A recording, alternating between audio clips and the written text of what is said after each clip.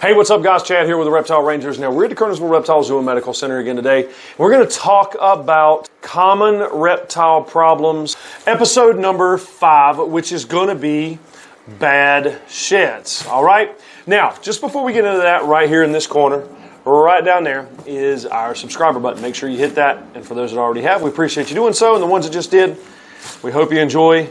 And we look forward to having you come along with us week after week after week. All right, so let's get started right into this.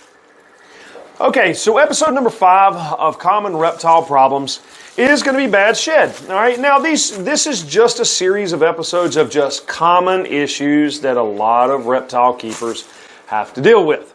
Now, there's a ton of reasons and a ton of things that can cause a snake or a lizard to have bad sheds. Lizards don't exactly shed in one piece to begin with, but there can be good sheds and there can be bad sheds, okay?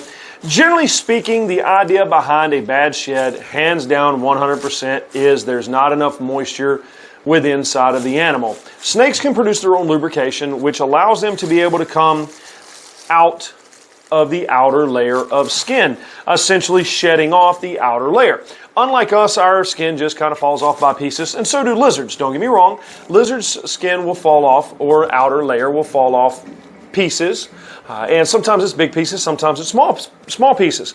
However, there's a big difference between it falling off in pieces and being like super, super dry and not being able to really come off at all, okay? Now, each different type of animal, let's say a ball python versus a boa versus a viper versus a cobra, there's so many different types of animals and so many different types of moisture levels that these guys can fall into the category of. Ball pythons are some of the worst shedders on the planet. Horrible, horrendous shedders. And let you see right here, this is a beautiful shed from one of our Burmese pythons. Absolutely wonderful shed. Sometimes they don't shed good like this, and you just see a sea of pieces all over the habitat. Some folks will go into the category of saying, oh, well, if it doesn't shed in one piece, it's not healthy, it's not a good thing for it. It doesn't really freaking matter, okay? So it could also depend on the type of housing items that's inside of the enclosure. And so understand that just because a snake doesn't shed out in one whole piece, yes, we would prefer seeing one big, nice, long, or crumpled up, scrunched up piece. But even if there is still some stuck shed, it, generally speaking, does not necessarily mean the snake is unhealthy.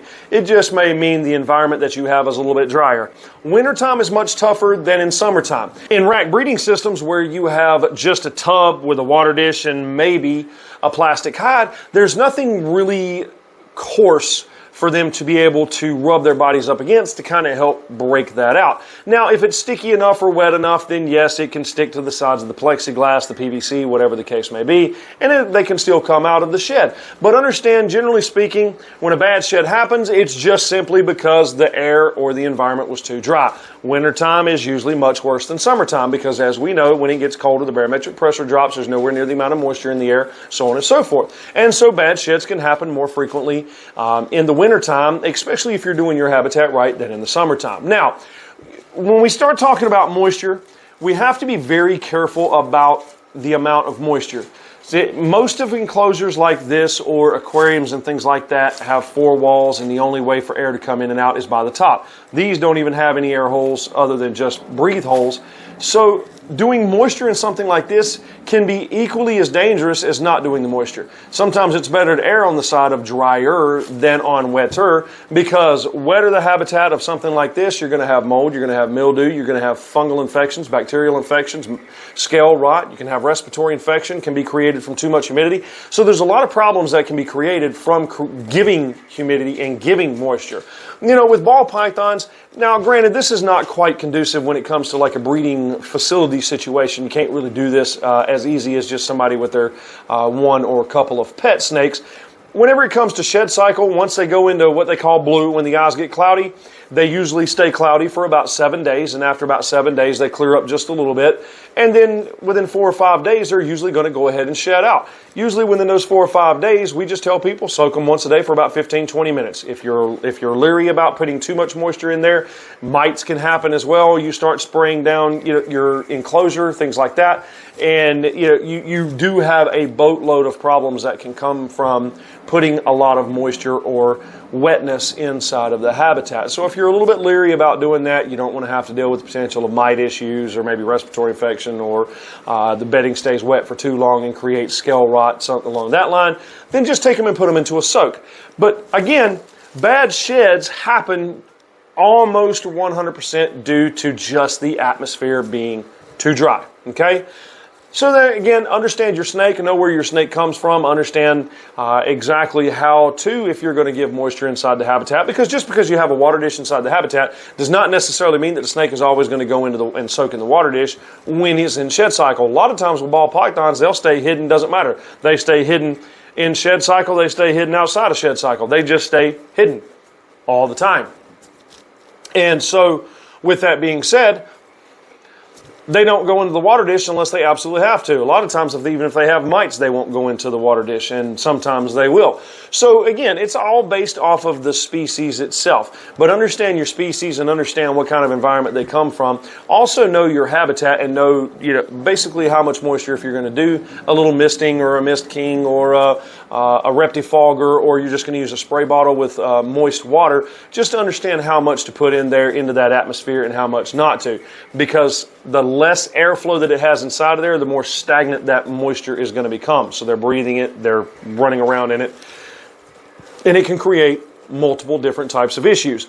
But understand, as these guys create lubrication to help them come out of their shed, if the atmosphere is dry, like super dry, then that lubrication, of course, is going to dry up as well. And so it won't be as lubricated or as soft and as easy for them to come out of the shed. Hence, they start busting it into pieces, and then hence, as they're coming out of their shed, as they're trying to shed, there's just pieces all over your tank. That's just simply because it was too doggone dry, or drier than it needed to have been for them at that particular moment. I mean, realistically speaking, if you really want to get technical about it, the only time they would need a good amount of moisture is right when they're getting ready to shed. Right when they're getting ready to shed, if there's a bunch of moisture in there, but a lot of times it's hard to catch them at that exact moment. So hence the reason for doing moisture throughout. Now, of course, it is important for the nasal cavity and inside of the mouth and other tissue and stuff that goes on with inside of the mouth, the throat, and so on and so forth, to keep moisture within. So some moisture is important, some humidity is important when it comes to the importance of the inside of the snake and the importance of keeping things moist and wet for the inside so that it doesn't dry out. But also, again, goes back to too much moisture can be just as doggone bad. So when we talk about the difference between ball pythons and boas and corn snakes and king snakes and bull snakes and vipers and cobras and Burmese pythons, reticulated pythons, blood pythons, the list just goes on and on and on and on and on as to all the different species of snakes. Some snakes will shed almost perfectly no matter how dry the atmosphere is, and some snakes will shed horribly no matter how almost perfectly you have their habitat, okay? So again, when we start talking about bad sheds can happen for any number of reasons. However, it's really not that big of a problem. It's not, other than the fact it's just when they shed in pieces everywhere, it's just more cleaning that you have to do. It's just kind of a headache and an aggravation, and understandably so. But the realistic side to things is that when a bad shed happens, they were too dry in some form or some fashion. They just needed more moisture in some way, shape, or form. Now, there's ultimately a lot of easy ways to deal with that in soaks. You can do warm compresses, there's any number of things that you can do to kind of help either during shed cycle, or if a bad shed happens, to help go ahead and get the rest of the skin off of them and help them shed out. Now, the old myth was you can't help them because their scales are sensitive. They're not that doggone sensitive. Absolutely go ahead and help them out of that shed. The key important and the most important thing to a bad shed is not retaining the eye caps, because that can be very dangerous if you try and help them remove that. So making sure there's just enough moisture, at least, if nothing else, making sure there's enough moisture that they can bust the shed and shed from the head on down, at least get it off the head and the eyes. That's the most important, crucial thing, because you do not want the eye caps retaining on. That they can't see as well, and then if you try and remove them, you can damage under layer lining, and you can damage the eye itself if you do it incorrectly. And so that can be very dangerous. But as far as the shedding on the body, yeah, we want to see it come off in one piece, or at least one or two big pieces, because they can bust it and break it in half themselves just by rubbing up against certain things. But if it does go out into a bunch of pieces, it's not the end of the world. So all that being said, this right here is just common reptile problems.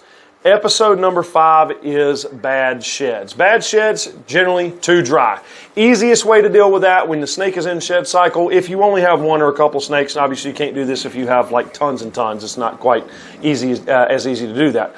But the simple way to deal with it is when they're in shed cycle, give them a soak once a day for about 15-20 minutes in warm water. Whenever they're ready to shed, they'll shed out beautifully. Now, this is Chad. We are the Reptile Rangers here at the Kernersville Reptile Zoo and Medical Center. Make sure to subscribe, like, hit the bell for notification. We appreciate you coming along. Our information will be in the description below for those needing to get in touch with us. And also, feel free and write us in. Let us know of other things you want us to film about. Now, we do appreciate you coming along week after week after week. Don't forget about the TikTok channel entitled Reptile Rangers as well. Also the Instagram page under the Kernersville Reptile Zoo. We appreciate you coming along and following along with us week after week after week. We'll see you here at the zoo, or we'll see you on the next episode. Later.